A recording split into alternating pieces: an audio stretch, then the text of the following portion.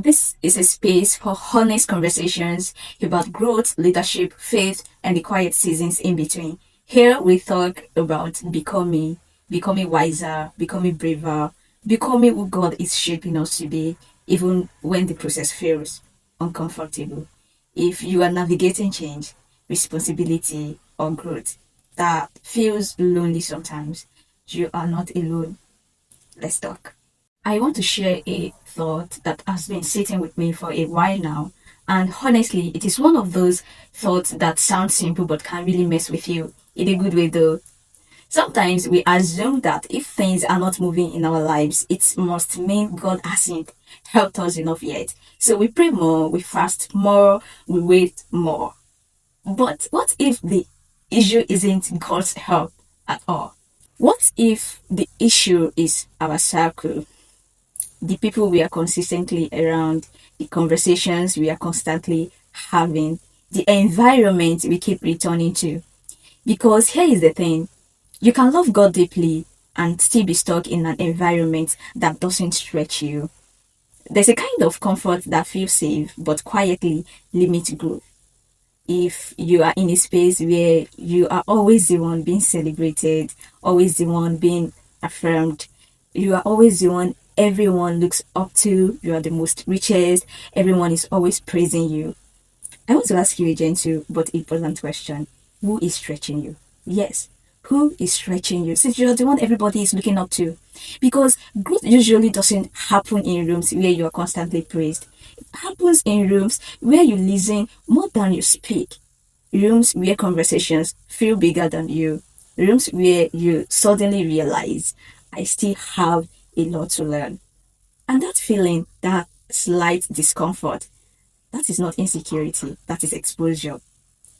So I saw a video of Pastor Philip Olubakin on Instagram where he shared about being in a room where people were talking at a level that felt far above where he was. Numbers, capacity, impact. And in that moment, he realized, I don't belong here yet. But instead of shrinking, that moment changed his perspective. And perspective is powerful because once your perspective shift, your hunger shift. And once your hunger shift, your discipline shift. And once your discipline shift, your life starts to move.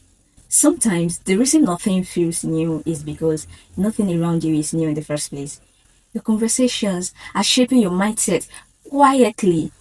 Your environment is prophesying your future daily.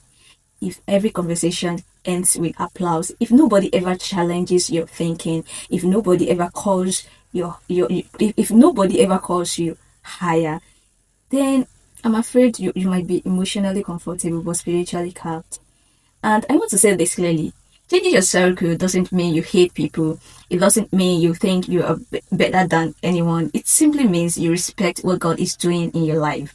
Some people were assigned to a season. Some environment were meant to introduce you. I hope you get that. Some environment were meant to introduce you, not contain you. And it's okay to outgrow rooms. It's okay to admit this space no longer stretches me. Because sometimes the next level of your life does not require new prayer point 2026. It requires new proximity, new voices, new conversations, new standards. So maybe today, just sit with these questions. Who am I consistently listening to? What kind of future do their words prepare me for? Am I growing or am I just being applauded?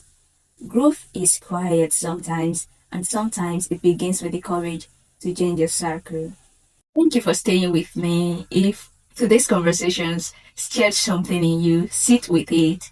Growth doesn't always need an immediate response. Sometimes it just needs reflection.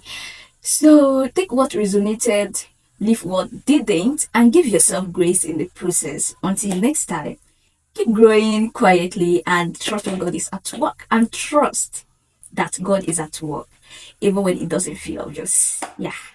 See you later. Bye. I love you.